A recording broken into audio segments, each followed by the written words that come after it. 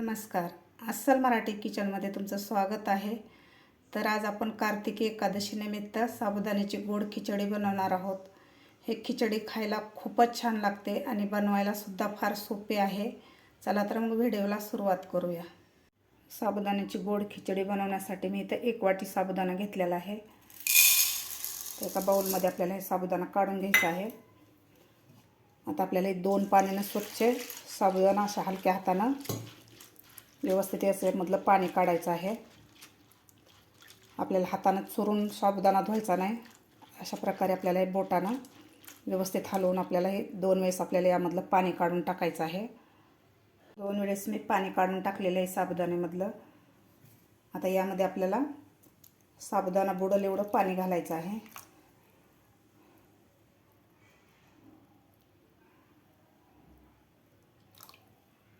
साबुदाण्याच्या वरती थोडंसं पाणी आलेलं आहे, आपल्याला राहू द्यायचं आहे, म्हणजे मग व्यवस्थित साबुदाणा भिजतो.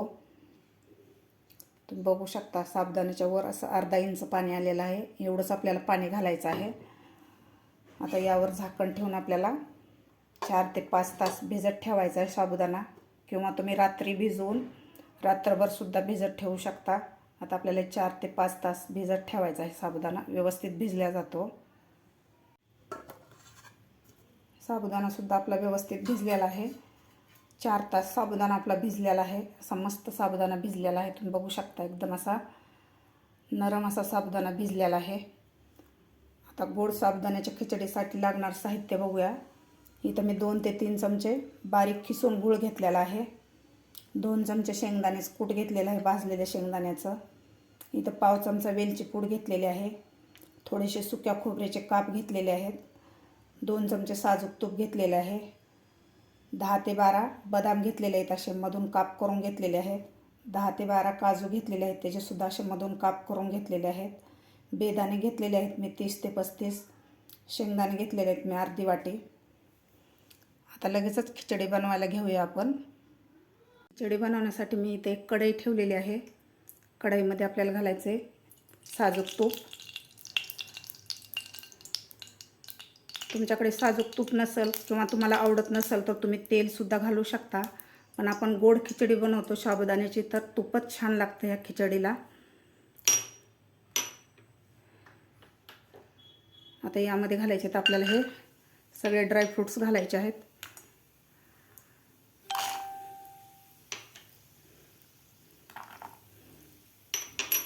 खोबरं, शेंगदाणे, काजू, बदाम, किशमिश सगळे ड्रायफ्रूट्स आपल्याला यामध्ये घालून घ्यायचे आहेत.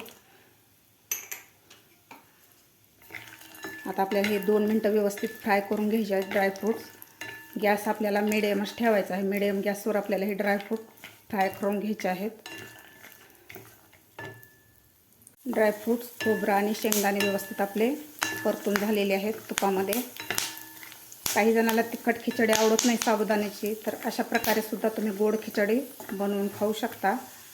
व्यवस्थित आपले ड्रायफ्रूट, काजू, बदाम, पिस्ता, शेंगदाणे आणि खोबरं व्यवस्थित फ्राय झाले. आता यामध्ये घालायचं आपल्याला साबुदाणा.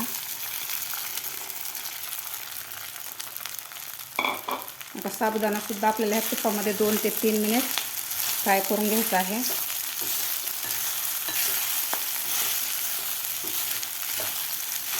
तुपामध्ये फ्राय केल्यामुळे याची चव खूप छान लागते गोड खिचडी साबुदाण्याच्या. मीडियम गॅसवर आपल्याला 2 ते 3 मिनिट व्यवस्थित फ्राय करायचा आहे साबुदाणा. 2 ते 3 मिनिट मी हे साबुदाणा फ्राय केलेला आहे तुपामध्ये, व्यवस्थित फ्राय झालेला आहे. आता यामध्ये घालायचं आपल्याला शेंगदाण्याचं कूट. गूळ घालून घ्यायचा आपल्याला यामध्ये खिसल्याला. आता व्यवस्थित मिक्स करून घ्यायचं आपल्याला. शेंगदाण्याचं कूट आणि गूळ घातल्यानंतर गूळ तुमच्या आवडीप्रमाणे कमी जास्त करू शकता. मी 2 चमचेच गूळ घातलेला आहे. तुम्हाला जास्त गोड आवडत असेल तर तुम्ही वाढवू शकता. व्यवस्थित आपल्याला परतून घ्यायचा आहे साबुदाणा. आता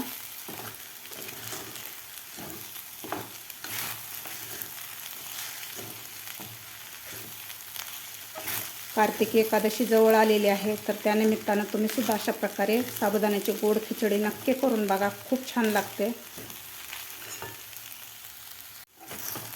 2 ते 3 मिनिट मी साबुदाण्याची खिचडी परतून घेतलेली आहे. अशी मस्त आपली खिचडी तयार झालेली आहे, तुम्ही बघू शकता. खायला सुद्धा खूप छान लागते.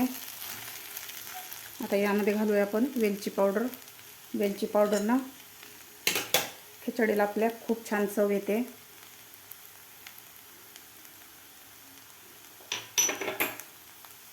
परत एकदा आपण मिक्स करून घेऊया.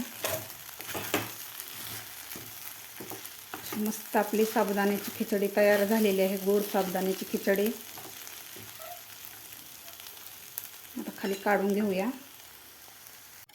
आता आपण खिचडी सर्व करून घेऊया. अशी मस्त झालेली आहे साबुदाण्याची गोड खिचडी, तुम्ही बघू शकता.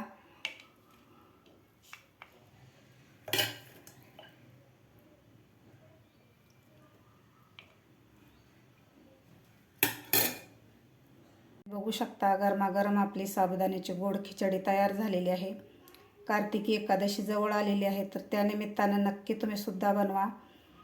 तिखट साबुदाण्याची खिचडी बऱ्याच जणाला आवडत नाही, तर अशी गोड केलेली साबुदाण्याची खिचडी खूप छान लागते. तुम्ही सुद्धा अशा प्रकारे नक्की करून बघा. तुम्हाला माझी आजची ही रेसिपी आवडली असेल तर एक लाईक नक्की करा. माझ्या चॅनलला अजून सबस्क्राईब केलं नसेल तर नक्की सबस्क्राईब करा. भेटूया अशाच एका नवीन रेसिपीसोबत. तोपर्यंत मस्त खा आणि स्वस्त रहा.